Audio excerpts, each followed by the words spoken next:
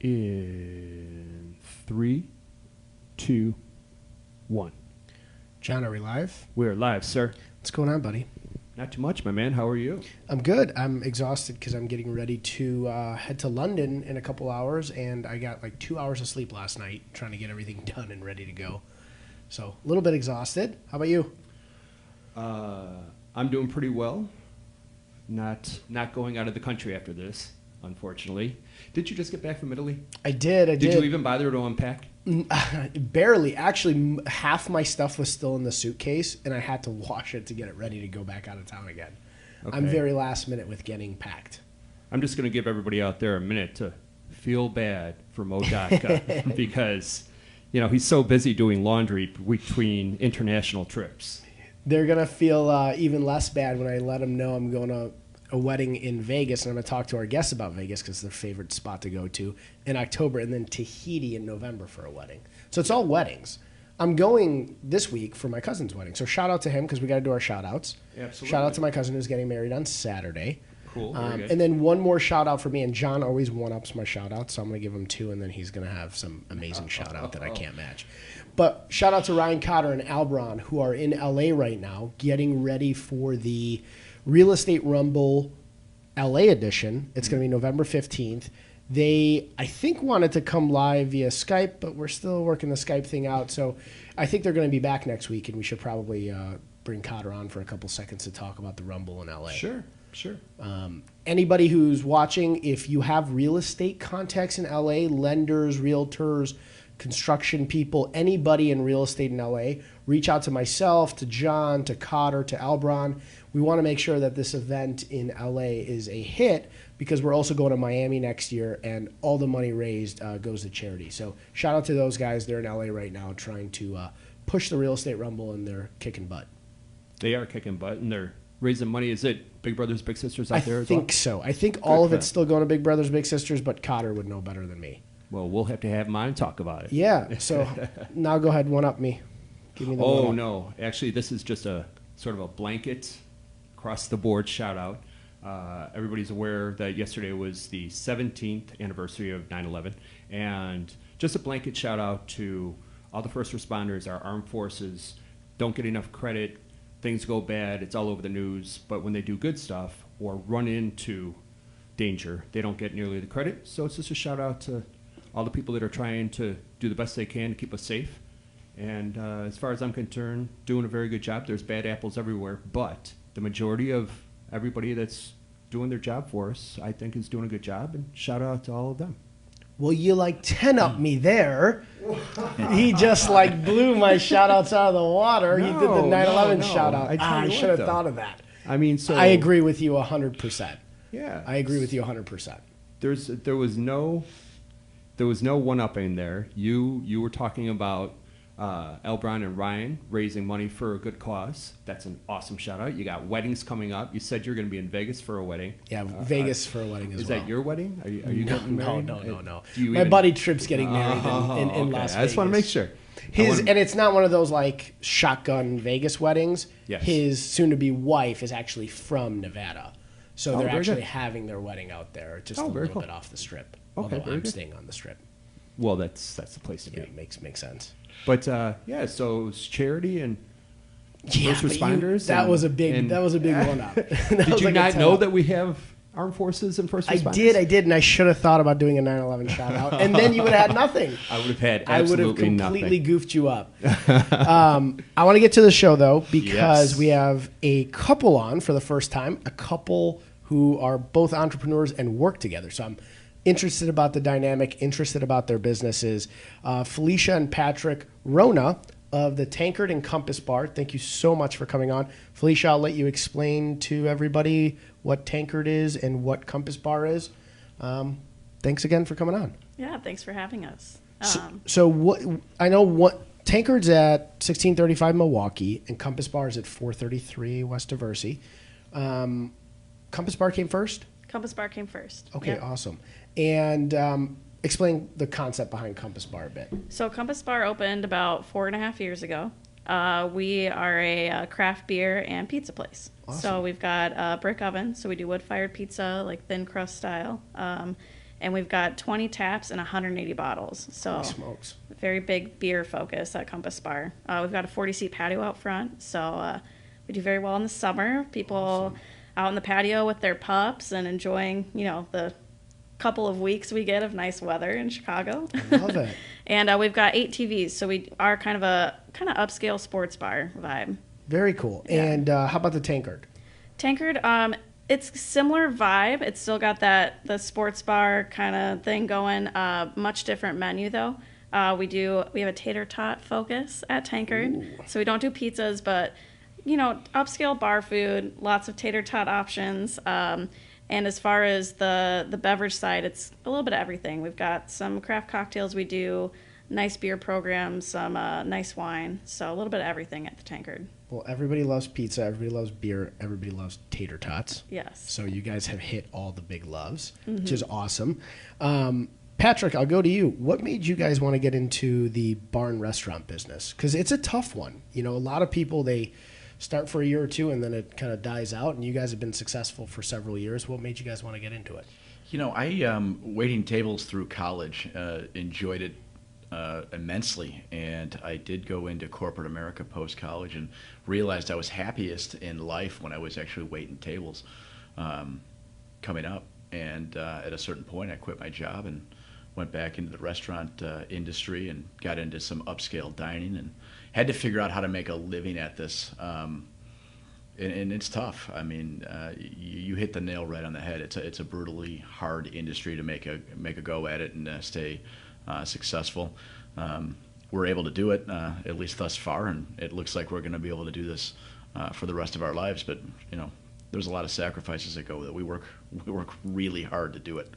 I can imagine. I mean, I have some friends that own bars and restaurants, and it seems like you always have to be present. We were talking off air about how you guys love going to Las Vegas, and it's like you said, you can get away for 3 days and it feels like a week because you don't really have the liberty of taking a whole week off, right? No, it's very rare that we get to do it. We did it for our honeymoon last year, and that's about the only time we've taken more than 4 or 5 days off ever. So it's good that you enjoy it, because if you didn't enjoy it and you couldn't get away for a long period of time, that would be rough. What made you go from one to another? Because running one's hard. Running two makes it so you guys have to split your time in a... We do, and that's definitely an acquired skill that we had to acquire when that happened, because everything is focused in one location, and then you've got it's 2 staffs, it's 2 schedules, it's 2 everything. But we're making money on one, and we are entrepreneurs. We want to make a lot of money, Yeah. And we have a great set of investors behind us, and they were fully supportive of doing a second one. And they're fully supportive of us doing a third one right now, but we're still like, all right, let's wrap our arms around what we have here, so that we don't do a third location right now just because we can, before we actually go to the investors and do a third concept, which we would like to do. We just want to make sure we have the 2 buttoned down. Yeah. And it's hard, and it's a constantly, it's a fluid environment, and everything is changing all the time, and trends with dining habits and staff, hiring staff on and losing staff members. And anytime we think we have a set schedule, something happens and we have to adjust for it and adapt and move forward.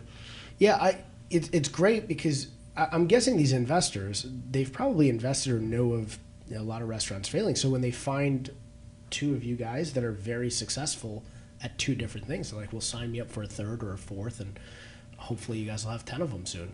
That is the goal, but yeah, that was the hard thing. Finding investors on the first one was hard, and then when the first one was successful, like we don't really.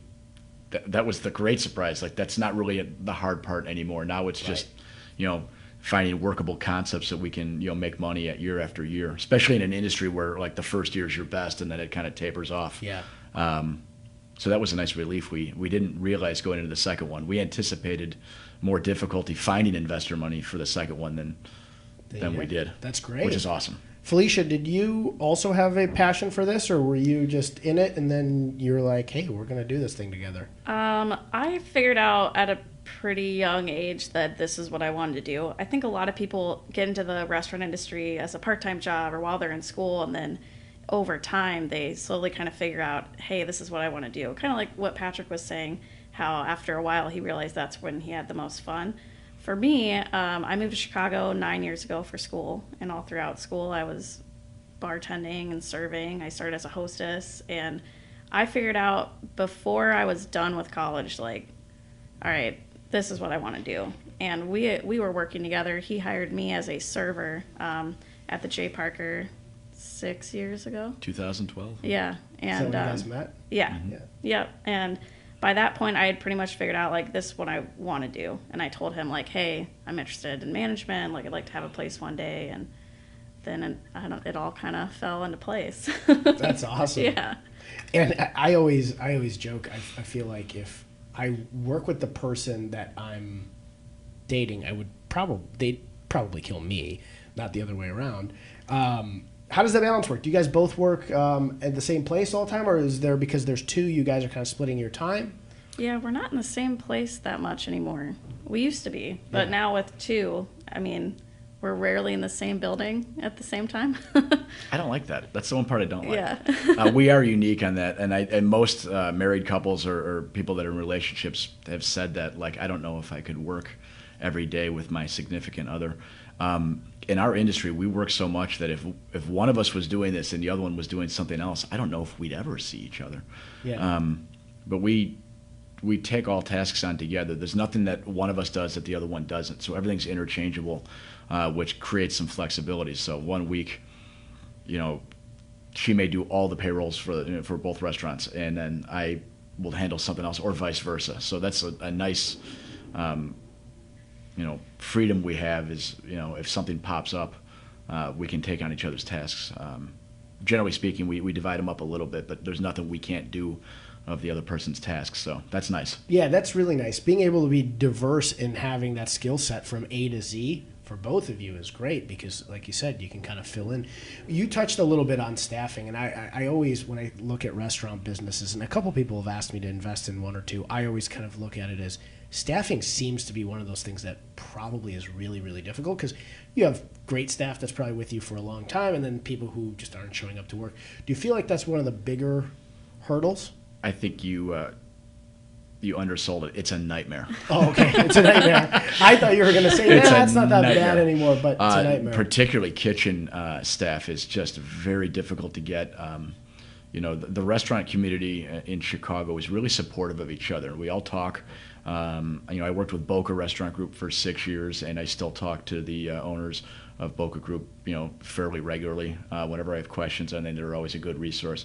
Everybody I've talked to is having a lot of trouble finding kitchen employees. It's just, it's a hard job. It doesn't pay.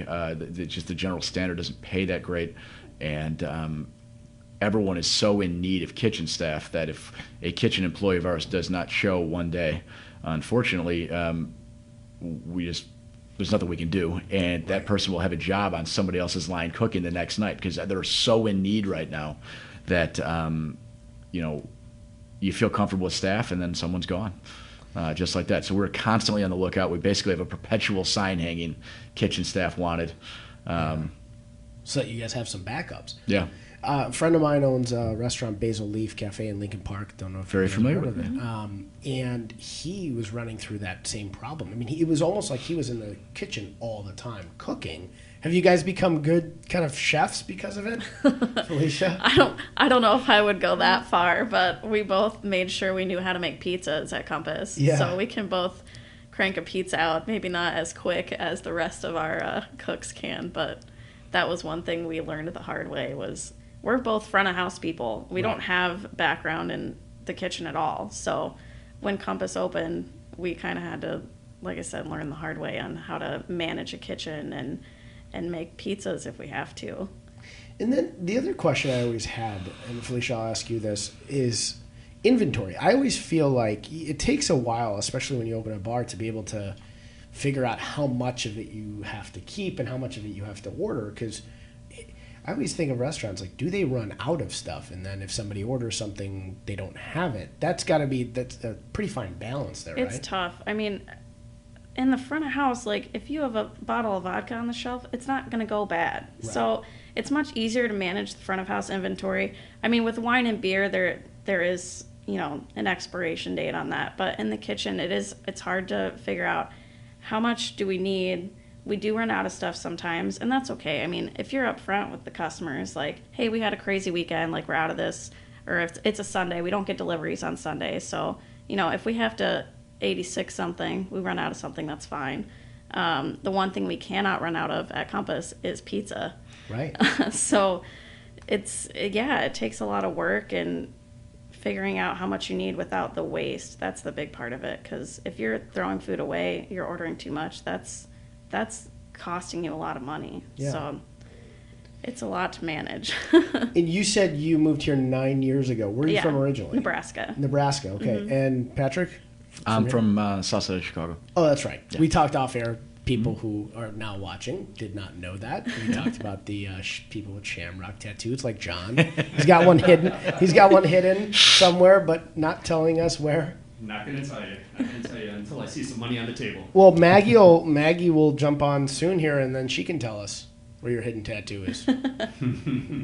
Maggie, if you're watching, and she always is, just let us know where John's hidden tattoo is. She is way up high in the sky flying today. So she you are is? SOL, my friend. Oh, shout out to her. Good She's see you. usually commenting. His Yeah. girlfriend's usually watching at all times, and she's one of our biggest supporters. So where's she flying to? She was in Washington, D.C. last night. She's doing 4 stops on her way home today. Yikes. Oh my Yeah, gosh. she, trying to think, I don't know how many miles she's flying today. But Well, the hurricane's coming, so anybody on the East Coast has got. oh, yeah. Flights are all over the map. She was up and out of there at 6 o'clock this morning.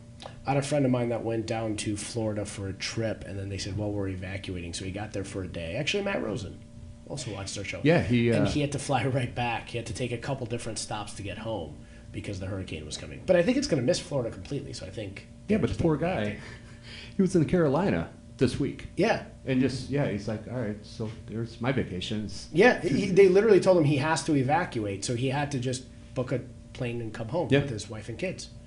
Vegas, which we were talking about off air, doesn't have any hurricanes, which is awesome. Right.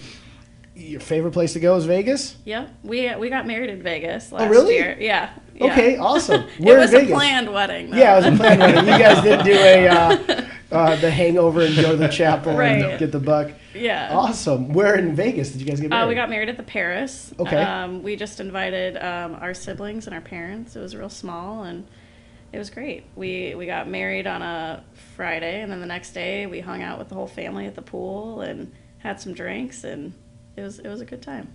That's awesome. Yeah. Who is like the person who loved Vegas first? Was it you, Patrick? Me, I lived in Vegas for a few years. Oh, really?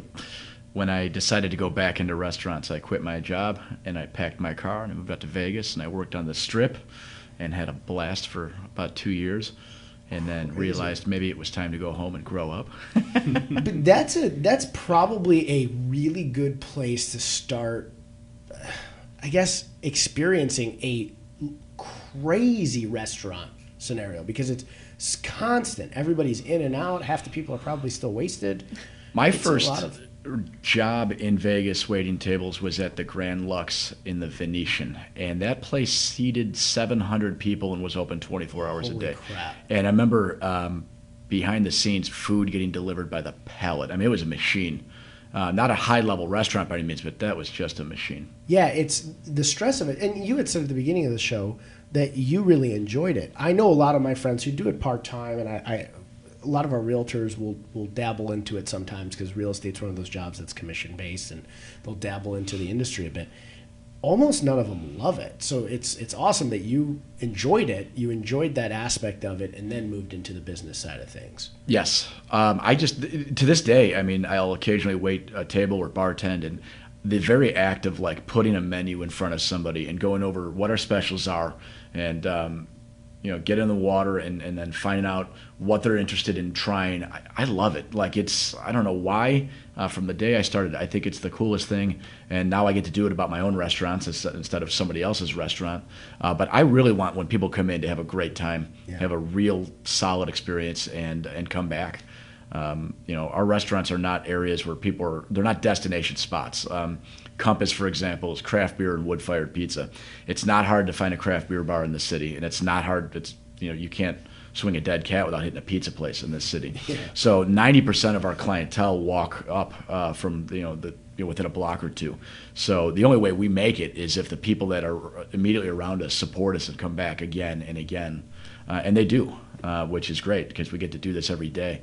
But the hospitality angle of it is really important to me, and it's great because I enjoy it. I mean, that's my favorite part of my job. Oh, I love that because it's a lot of people will do this sort of thing, and I have some other friends that own bars and restaurants, and you can tell it's not really their passion. They got into it because they thought a concept would make some money, and then it almost seems like they're miserable doing it. I know they're miserable doing it because I talk to them about it, but they're just deeply invested in it. But that's a terrible way to be, especially in this industry, which can at times be fickle. And Patrick, you touched on changing trends.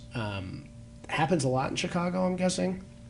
It does. It's just, we're 5 years in now, 4.5 at Compass, and just seeing things like, and I can't explain some of this stuff, but this year, for example, if it rained or sprinkled rain at 4 o'clock when we first opened, it could be 75 and sunny at 7 p.m. Our patio isn't full. But if it didn't rain that day, we would have a jammed patio with people waiting to get on it. I don't get we just see little trends shift and change as time goes on. We're getting later crowds now at Compass on the weekends that we never did at midnight, 1 a.m., which was great. I mean, some of it's good, some of it's not, but you're always constantly trying to have your staff there when you have people there. And it's not good when typically you've got 8 people in the bar at 1 a.m., but you cut all your staff now and you've got 40. Right. Then we got home from work and then we're getting back in the car and heading back up to help because I don't want people to wait 20 minutes to get a beer. That's crazy. So it's just some of the flexibility you're forced to have, and it makes it tough. You guys are like on call. You guys are like doctors. Like when we're something, never on a call. Yeah, you guys just go right back. What time are the 2 places open to? During the week, we're only open till midnight, and then Okay. Friday, Saturday, we're open till 2. Till 2. So Awesome. So last call's 1:30. Yeah, you guys are basically like doctors. You're on call. we are always on call, and we live a couple blocks away from Compass, which is a good and bad thing at times because the staff knows that we can get there in 5 minutes. Right. They don't take advantage of that. Like, they're pretty good about trying to if they know we're off that day, they try really hard not to call us. They try to figure it out on their own. But there's plenty of times we have to go up on our day off. Now, are you guys? So do you not go to sleep until 2 o'clock? Is that kind of we just know not to go to sleep? I mean, we kind of have that vampire lifestyle. I mean, Yeah. we stay up late even if we're not working, and we tend to sleep in a little bit later. That's part of the industry, I think. Yeah. I don't know a lot of people who are in the industry who like to get up at 7 a.m., 6 a.m., like the 9-to-5ers, I'm usually up late. 2 o'clock-ish is when I typically go to sleep. But I'm up by around 8 o'clock, so I get almost 6 hours sometimes. But I almost never go to sleep before 2. But I can imagine you guys, if you do, you're probably stressed out going to sleep, wondering what's going on at the bar. Yeah. I mean, we've got a great staff, and we've got some managers that we really trust, and we have our business partners at the bar who also spend time there, and we can still go to bed sometimes if the bar is still open, but we tend to just be awake anyway. So. Yeah, that's your schedule now. Yeah. What do you guys do outside of the bar to just kind of R&R? Outside of going to Vegas? We spend time on the couch with our cat. Yeah. We both really like to read, so a lot of times we have a lot of books that we have 2 sets of. We'll read the same book at the same time. Love it. So yeah. I love reading. I started using Audible because I'm in the car a lot. I drive almost 30,000 miles a year. Wow. But I've, according to John, been going on a lot of vacations, so I've been buying. When I'm on vacations, I'll buy a book and read them. Any favorites? We're both big Harry Potter fans. Okay. I've been a big Harry Potter fan since it came out, and even before we started dating and we were just working together, we kind of did a book swap. So I read the Game of Thrones books, and I gave him my Harry Potter set, and he read the Harry Potter set, and then we would talk about the books together. Well, I like them both. Game of Thrones, I'm obsessed with. I mean, I have an obsession, and apparently they're doing a spin-off of it now. Yeah, I heard that. Are they ever going to finish the books, though? That's just... No. He's so far behind, I think. I don't know how he's going to catch up. What I heard is, and my sister's read all the books, and she's an even bigger fan than I am, that he gave them his preferred ending of how he saw it was going to end or how he thought it was going to end, and they're just going to finish it up. But I think that's going to kill his book sales now because everybody who's watched it has kind of seen it play out. I think this has become his biggest nightmare, his greatest success. Yeah. I don't think he wants to finish him. I think he wants to do other things, and I think he's ticked off that people have figured out the ending even before he told HBO. And I don't know. I'm a little frustrated. So because the books didn't I've been catch. waiting 6 years for the next book. Yeah. So He's older though, right? He might not make it. that's because the books are thick. they were thick. They're pretty big books. I can't wait till it comes back. I'm bummed out that it's only one more season and it's kind of condensed. But what I did hear was that each episode runs the cost of a full-length movie because the cast is so big, the shoots are so big, and every single one is basically like making a full feature film. It's nuts. I would think the cast is also probably making bank on every episode now as opposed to season one. Oh yeah. I'm sure Jon Snow's making a pretty penny. But I also heard that a lot of them want to be able to go do other things now, and because they shoot basically year-round to be able to finish all the episodes, that they can't. They're almost stuck. Well, they're 9 years into this too now. At some Yeah. point, you want to do something different, I would think. Yeah, I think that's what they were saying is they want to go do something different now. It's like what's his name? The James Bond guy who was like, I don't want to do James Bond anymore. Oh, Daniel Craig. Daniel Craig. Yeah, he doesn't want to do it anymore. I think they're going to bring him back on for one more, but they were going to pay him $100 million for that next film so that he would come back. Yeah. It's $100 million for him to do one more, and then they're trying to find the rest of them. It buys a lot of $4 Miller Lights. It does, and a lot of pizzas as well. Patrick, I'll start with you. Did you always want to be an entrepreneur? You know, my father is an entrepreneur. He's had his own legal practice for 40 years. And then I have one of my brothers is a family physician, and he's an entrepreneur, owns his own medical practice. So it runs in our family for sure. I also, I don't think I ever would have been the person to go work in a cubicle from 9 to 5. I remember I went to Marist High School on the South Side, and I caught the bus my freshman year at 6:36 a.m. I remember waking up for that at 14 going, there's no way I'm going to do this the rest of my life, get up at this time. Like, it's just not how I'm built. Yeah. So restaurants really lent itself to, not having that type of really set life. There's a lot of risk involved with that. I mean, there's a lot of sleepless nights I have not having, knowing I'm going to make X amount of money this weekend, on payday. But it runs in the blood, and it's just kind of how I operate. Yeah, I think I'm a lot like you and a lot of people we've had on in the last, I think this is episode 22, the last several months, said the same thing. They said, we just couldn't do a 9 to 5. And I've asked friends of mine who are business owners, what would it take monetarily for you to go back to a 9 to 5 job or to work in a cubicle? And they throw these crazy numbers out because I would too. My number would be outrageous because I just, like you, could not get up, sit on the Edens when I have to be somewhere at 9, sit in a cubicle, have somebody tell me, this is what you got to do, and then at 5 o'clock, I'm like, okay, I'm going to go do the same thing. And then the next day, rinse and repeat. That would drive me nuts. All that sounds awful. Yeah. And not only that, somebody telling me what to do is just something like, we sacrifice a lot to be able to be our own bosses, and I love it. And I don't think I could ever go back at this point. But on the flip side, we're looking at cameras at midnight, Right. wonder if we throw our clothes back on and head up to work. That's the sacrifice that comes with that. But we really do enjoy, we're very self-motivated people, being able to just kind of control our own destiny and not have to take instructions and look at TPS reports or whatever, whatever our managers would tell us to do.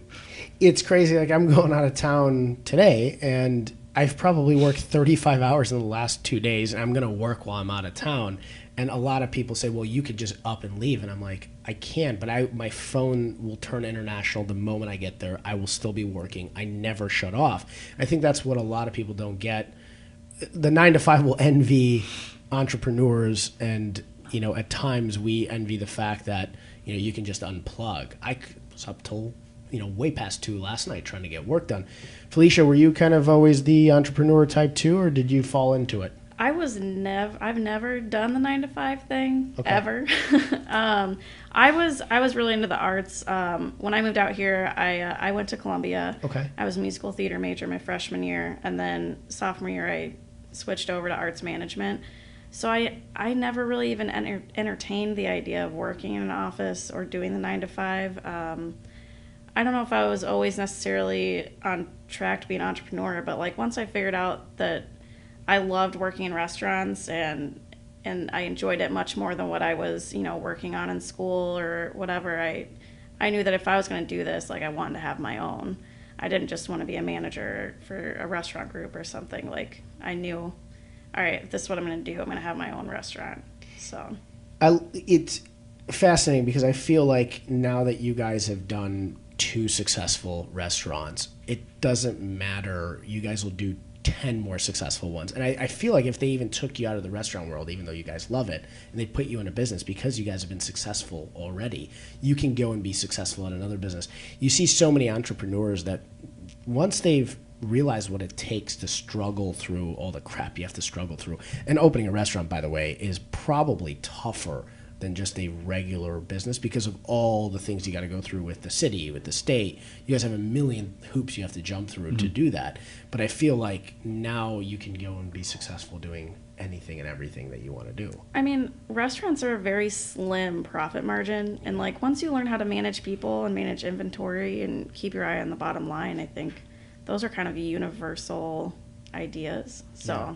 I mean, I would agree. I think we could always try our hand at something else, but this is what we love, and it's the interacting with people. It is, when we do the bartending shifts or we're on the floor managing, like talking to people, and the number of regulars that we have that they walk in the door and you don't even have to say anything. You just grab the beer that they want and put it on the bar for them. Like that's why we do this. That's awesome. Yeah. And like Patrick, you had said, it's a lot of people from the neighborhood within a couple blocks walk over and become regulars. Yeah, they become friends. I mean, we went to an Aaron Waters show party, an Aaron Waters show weekend with people that we've waited on, had in our restaurant for 5 years that we've now become friends. We do dinner with. It's, they start out as guests. They almost become like family. Yeah. And with our lifestyle, I mean, with how much we work, we see them quite often more than family. Yeah. But going back to your point with Philicia with restaurants and getting them open, and I think this is kind of a universal angle to take as an entrepreneur that I think would lend to other industries is, we want each of our restaurants to be, unique. It's a unique feel. You walk in, it's different than other bars and restaurants. But we did learn very quickly that, we're doing different types of food at each restaurant, but behind the scenes, it all has to run with, McDonald's-like efficiency, or else you're not going to make any money. As she said, it's a slim margin industry. If you're making 15 cents on the dollar, you're killing it in restaurants, and that's our goal. And, most other, entrepreneurial efforts, if you're making 10 cents on the dollar, like it's a waste of your time. It's so absolutely, it really is a passion to do this. But the efficiencies we've learned to put in place, I think would lend really well to other industries. We just don't know if we'd ever want to leave restaurants or what we'd want to do outside. So we just really like restaurants. If it's broke, if it's not broke, don't fix it. I mean, you guys are kicking butt. Yeah. And that margin, I didn't know that. The 15 cents on a dollar, that is historically a very small margin for an entrepreneur. So you guys do have to be efficient. And then any sway one way or the other really is dramatic for you guys because there's not a lot of profit margin to play with. There isn't. And, a good example that we had this year was April. The weather in spring, this is for Compass because we have a patio. Yeah. Tankard doesn't. So Tankard had just a fine April. But Compass, with having such bad weather, we didn't get our first patio day of the year until April 30th. Whoa. So you couple that in a city where, I mean, if it's 65, people are, if it's 55, they're out there bundled up because they want to, be on a patio. Couple that with the Blackhawks being an upscale sports bar that we are, not making the playoffs. That was a double whammy. Our April was like, we looked at the numbers, and it was like, this is unbelievable how slow it can be. And this is where having experience as business owners for a couple of years. All right, let's adjust staff. Like you have to adjust in the middle of it. You can't get through it and then go, oh, we should have run slimmer and done that. Like the problem's never. With the changing trends, the problems don't stop, but I think you get better at adjusting to them to stay alive. And we have had a great summer after that once it warmed up. But, if this was the first year we were open, I don't know how we would have reacted to April being so, strange compared to other Aprils. We had really been bent over a barrel. Yeah, I mean, you guys have to shift on the fly. Like you said, if it starts bad, you have to figure out what to do to make it better. And that's hard because weather is very unpredictable here. So are sports teams. Yes. Although the Bears might be okay this year. At least people are probably going to get behind them this year because there was enough excitement, I think, in Game 1 where I think that second quarter looked great. Yeah, and I was getting text messages. My birthday's this Sunday actually, and then on Monday's the Bears game. And I'm not like the world's biggest Bears fan, but I had a couple people saying, if you're out of town, let's go watch the Bears on Monday. And I'm like, you don't normally go and watch the Bears, but I feel like that first game got people at least excited enough, although heartbreaking, that they are probably going to be at least a hot ticket if they can win 1 or 2 games in a row coming up here. If they lose the next 2, I think you're right. We'll be in trouble. Knock on wood. Yeah. And then the Cubs. The last couple of years have been great for you guys. That's been great. And they look like they're going to do it again. That would be that'd be nice. That would be winning awesome. Baseball doesn't happen much in this city, so if we can get a 5-year stretch, I'll take it. And it's funny that you mentioned the sports. I have a couple friends that has sports bars, and they mentioned the same thing. They said, if the season is going really well, people are out and about, they're watching the games. But if they're doing bad, then you guys have to account for that. You have to account that that's probably going to shift profits a bit. It's going to shift profits a bit. Also, you have to realize there's nothing you can do to affect that. Like, it's not like, if the Blackhawks within 3 years go from a title-winning team to a team that's not even going to sniff the playoffs, like, there's no amount of like Facebook posts and social media you can do to fix that. You need to recognize what's going to happen, and sometimes you hunker down, and when it's busy, you take it for all it is, and. At the end of the day, I always say it's one long poker session. It's not one hand of poker. Right. So you look how you do year by year, not day by day or week by week, and make your money that way. Marathon, not a sprint. Yep. Felicia, I'll go to you. Any advice for somebody looking to be an entrepreneur or looking to get into the restaurant business, one or the other? Well, we always have a joke when people say they want to open a bar. We tell them don't. Yeah. It's like when people ask me to go to law school, I'm like, don't do that. I think the restaurant industry is unique in that a lot of people think because they hang out in bars and like to drink in bars that maybe they could own one. We do not recommend that. There's so much that goes into it that you don't see. There's so much behind the scenes, like any business. There's so much behind the scenes, like it's almost unfathomable how much goes into running a restaurant. But I mean, we love what we do. Like he said, working for ourselves is great. I don't know how we would go back to working for someone else, but I mean, we live and breathe it every day. There's not a day where we're not on call or looking at the cameras, figuring out what's going on, looking at sales. So, I mean, if you have a passion for it, I think you got to go for it. But you have to want to do that more than you want to breathe. I mean, more than anything. More than anything, yeah.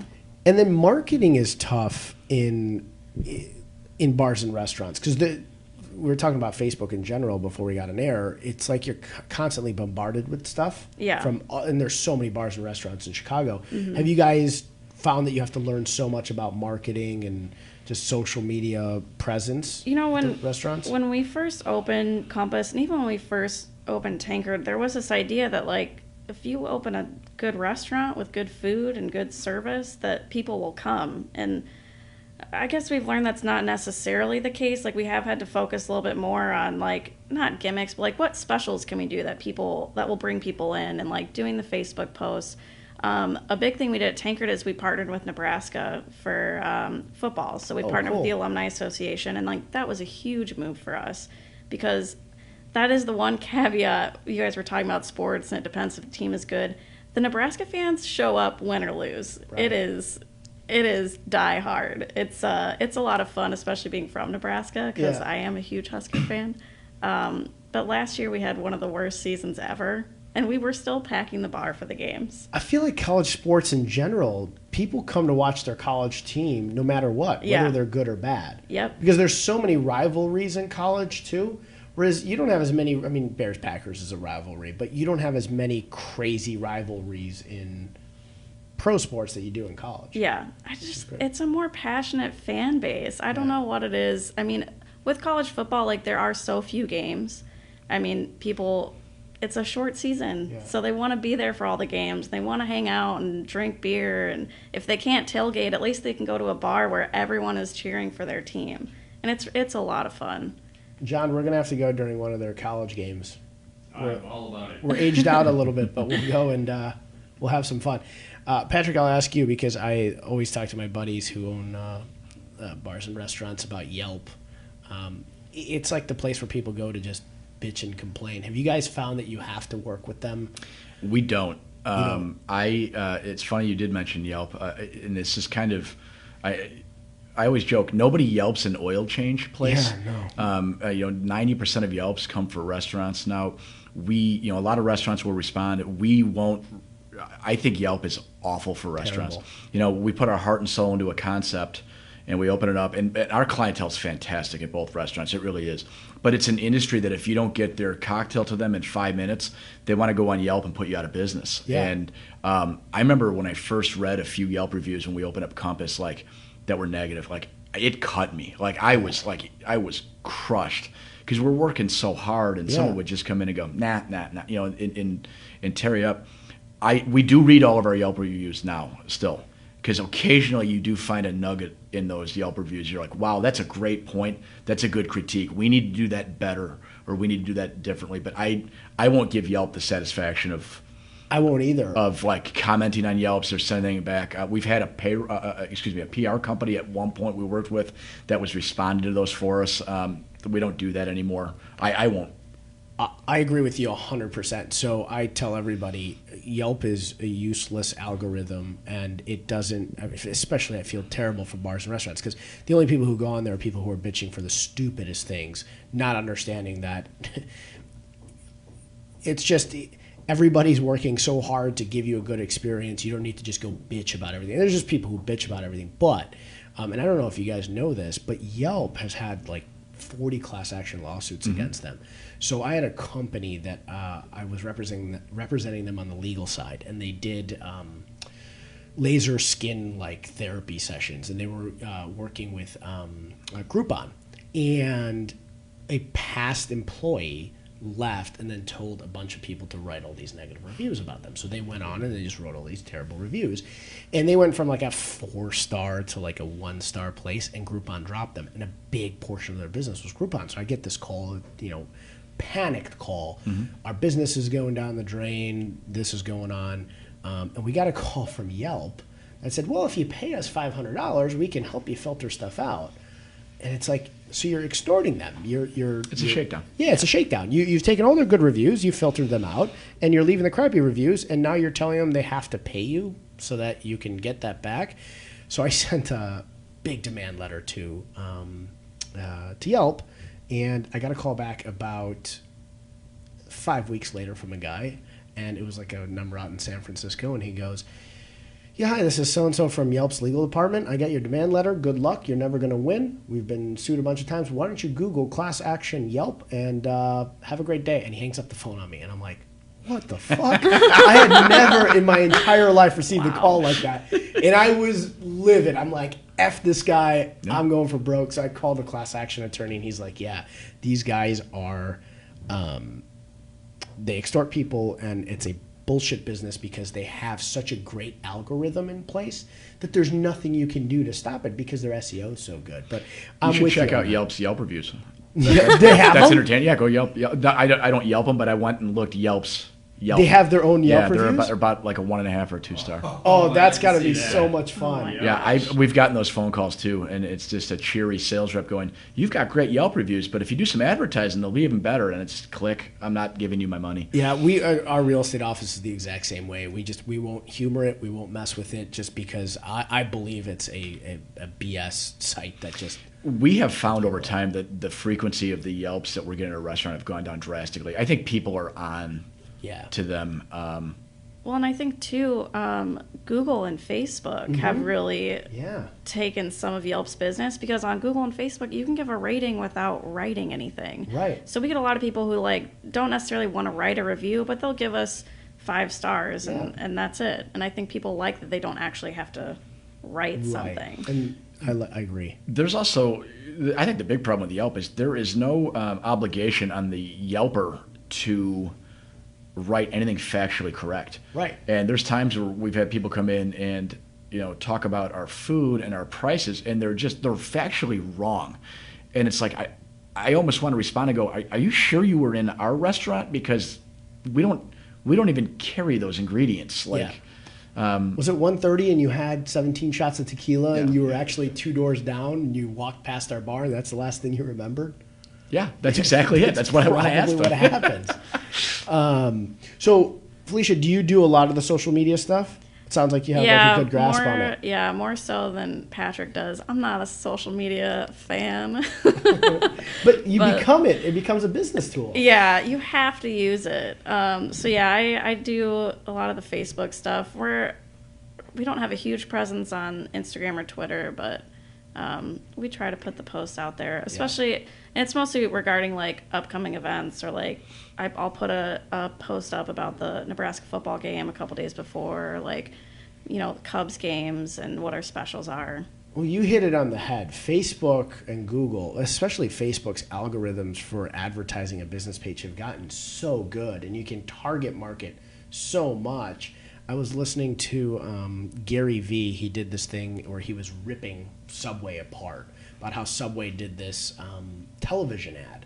And he said, you guys spent X million dollars on this television ad. You could have target marketed everybody you wanted on Facebook, and you would have spent 1/10 of that. Now, I take it with a little bit of a grain of salt because Gary Vee is a big investor in Facebook, so of course he's pushing his brand a little bit. But that's the cool part, I guess, about Facebook. And I was like you. Yeah. I didn't love social media, and now my friends joke. They're like, you're on Facebook all day long. And I'm like, I look at it as a business tool, and I teach agents of ours that are like, well, we don't really love Facebook. I'm like, back in the day, you used to have to send mail to everybody to get in touch with them.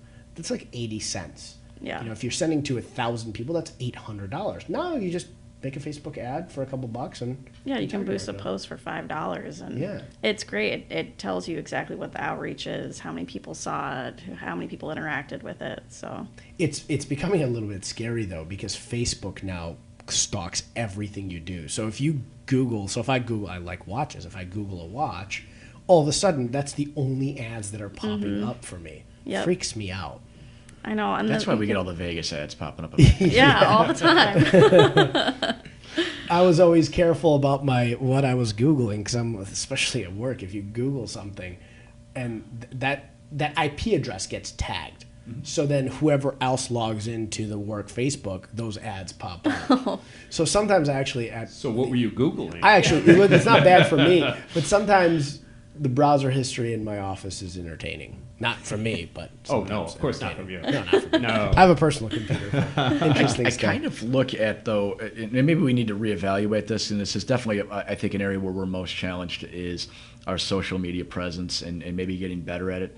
I kind of have always looked at social media marketing kind of the way I do with like our delivery services through Grubhub and Uber Eats. Is it's not really a benefit to do it, but you have to do it because it's a detriment if you don't, because everyone's doing the same things. Yeah. So we do them, but maybe we need to be better at them. Do you find, and I'm going to touch on Grubhub and Uber Eats for a second, do you find that that's a little bit challenging? Because I always think, and I know this myself, when I go and I eat at a restaurant or a bar, it's obviously, it just came out, I eat it. When somebody has to drive it to me and it's a little bit colder, it's obviously not as good. But I know that, so I'm never going to complain about that because I ordered it and it's my convenience, so it's delivered to me. Do you feel that that's kind of a tough part of that business? I don't. I think everyone gets that at this Yeah. point. I mean, this is a society now where everyone orders out, Yeah. a couple nights a week. My issue more with the marketing of that is the fees that Grubhub and Uber Eats take are so big. We've got plenty of times where Uber Eats will deliver across the street from us. So, they take a third of the order. Whoa. Yeah, and then charge a delivery fee to the person across the street. So I've had it where literally somebody lives, I could throw a rock and hit their window, and they'll place a $30 order with us, and now they're paying $35 instead of $30 if they just called and come and pick it up, and I get $21 instead of $30, and Uber Eats gets $14 for an order placed. I didn't know that. Yes, and so we do it because I'd still rather get that order than have the restaurant down the street get it. Right. But like we arguably lose money on the transaction. The only way I justify it is the kitchen labor, and we're very much dollars and cents people, is I would have that kitchen guy standing there anyway. And we've never done so much delivery to require me to have an additional kitchen person in there. So I basically don't include the labor on that part of the sales because the guy's there anyway. And then it justifies us doing that. I never knew they took that much because when I would be hungover in the city, I live in Northbrook now, so everything's far. I would order from right around the block, and they would deliver, and I never knew they'd take that much from the business. I would have just walked over. I would have felt bad then. I have a funny Uber Eats story. I ordered from a taco place in Wheeling. I live in Northbrook, and the guy picks it up. He's driving in the wrong direction, and then it cancels the order. And he stops for like 5 minutes, and it cancels the order. So I'm like, what the heck? I didn't cancel the order, and I was starving. So I call the restaurant. I'm like, hey, did you cancel? And they were like, no, the driver said you canceled. I'm like, I didn't cancel. I think he's eating my food. Like, he's eating my tacos in a parking lot. For free. For free. I'm starving. And he was very nice. And he's like, well, we'll order again. And Uber Eats called me, and they were like, hey, we'll comp that. We'll send you another meal. But some guy ate my damn Uber Eats meal. I was so pissed. We've had And that they were happen. good. We've had that happen. You have? Yeah. I've got one. I think he even tops that. Uber used to have a delivery service called Uber Rush. Okay. So if somebody placed a Grubhub order through me, we didn't use Grubhub delivery. We used Uber Rush. Okay. And it was a delivery down to the Diversey docks. And they took the food, Uber Rush, and they went down there, and they called, and the guy didn't answer immediately on his boat. So they just canceled the order. And then I called the guy like 10 minutes later because I'm getting a call from the dock where the person that ordered the food is upset. Where's my food? And so I called the delivery driver, and he goes, yeah, I called the dock. He didn't answer, so we're told to just throw it away. And I go, you threw our food away? And he goes, well, no, actually, I got an Uber rider, and I just gave them the food. They really enjoyed the pizza. And I'm like, my God. are you kidding me? So this person paid for an Uber ride and got a free Compass pizza, which, maybe they came in later and got another one. I don't know. But it was like, this can't be the set process to happen when somebody doesn't answer their phone on the first ring. Oh, my God. I've never gotten a pizza on an Uber ride. That would be cool. But yeah, that's crazy. I never knew that actually happens outside of that happening to me that one time. And he was so confused when Patrick was like, why did you do that? Like, he just didn't understand. Well, we use Grubhub delivery for Grubhub, and Uber Eats does their Uber Eats delivery. 99% of the time, there's no issues. But when there is an issue, it's something shockingly silly, like what you dealt with. We've had pizzas get delivered upside down. Somehow the pizza rotated 180 degrees in the car. You also run the risk of somebody driving like a jackass and then everything moving around a lot. Yeah. When I was young, I delivered for Kamahachi out of Northbrook, and it was one of my first jobs. And I notoriously I used to drive very, very fast, and I raced cars. So I was a kid and an idiot, so I was driving kind of quick. And then the sushi would shift all over the place. So my first delivery, somebody called in and was like, everything that was on top of the sushi is no longer on top of the sushi. It's on the side. What the hell? And the manager was like, what did you do? And I was like, oh, it's my first delivery. I think I was driving around corners too quick. So I realized when I was delivering food, I had to deliver driving like a normal human being. I couldn't drive to places too fast because I thought get there really fast, get back, get another order, and just keep going out or deliver the food fast. But I fucked up all the food. I mean, that's what we used to have a courier service that we used. So it was mostly kids on bikes. And that is the thing, though, when you have kids doing it. Yeah. And there was one time, there was an order right around the corner from Compass, and the guy called after we'd already sent the pizza out. He's like, hey, I forgot to ask for a side of ranch. And we weren't super busy, so Patrick's like, that's cool. Like, I'll just run it over to you. So Patrick, the pizza's long gone. Patrick walks over to this guy's apartment. The pizza isn't there yet. So Patrick beat him to the apartment with the side of ranch because the kid was like, I don't know, hanging out with his buddy like down the street. I love it. Yeah. Your story about delivering the sushi, it reminds me of Jim Carrey in Ace Ventura when he's the UPS delivery guy. He's kicking the package down the street. And Yeah, that was me with sushi at Kamahachi. It was my only delivery job. I ended up not getting fired, and I did a much, much better job going forward because I just drove slow. But I loved my car, and it always smelled like Japanese food. So that was eventually the end of my sushi delivering ordeal. We're almost out of time, which is awesome. We got a couple people who you got Ali Sapa gave you guys a clap. Anant said, great job, Patrick and Felicia. Can't wait for our Facebook Live. Maggie said, Compass Pizza and service are the best. They are. They are. That's how these guys went up here. Patrick, one piece of advice for somebody looking to become either an entrepreneur or get in the business of bars and restaurants, which you might tell them the same thing Felicia did. You might want to. I would just know your industry before you get into it. And it goes to Felicia said, people eat and drink in bars and then they decide to open a bar because they are familiar with restaurants from a guest point of view. The analogy I usually use with people, I really like the wallpaper I have in both restaurants. I would never see somebody hang wallpaper and then open up a wallpaper company. Yet people do the same thing. And it's a low barrier for entry in restaurants. All you have to do is have money or access to money and jump through the city hoops, and they'll give basically anybody a restaurant. I think that's why most fail, is it's the one industry that people have no experience of any type in, and then jump in on the ownership side and operate. And that's just a recipe for disaster. So if somebody wants to get into restaurants, go get a job waiting tables, go become a manager and see the day-to-day grind for a couple of years. And then if you still want to do it, go do it. Have fun with it. But you better know that you want to do it. That's fantastic advice. I think you're right. With any industry or any business, you better know what you're getting yourself into and have at least a little bit of experience in that industry before. Like you said, if you have a ton of money or access to money, you just decide you're going to blow it on opening a restaurant or a bar. An hour went by really fast with you two guys. It always does. John and I are probably going to have to make these things like 90 minutes long. John's like, no, Starting to think so, yeah. I don't want to man these controls for 90 minutes. But thank you so much for coming on.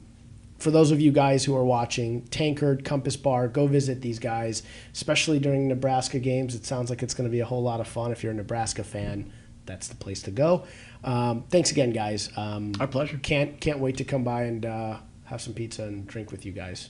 Please I haven't done that yet, so Thanks for having us. I'll reach out and make sure you guys are there, and I'll Yes. come drink and have some pizza.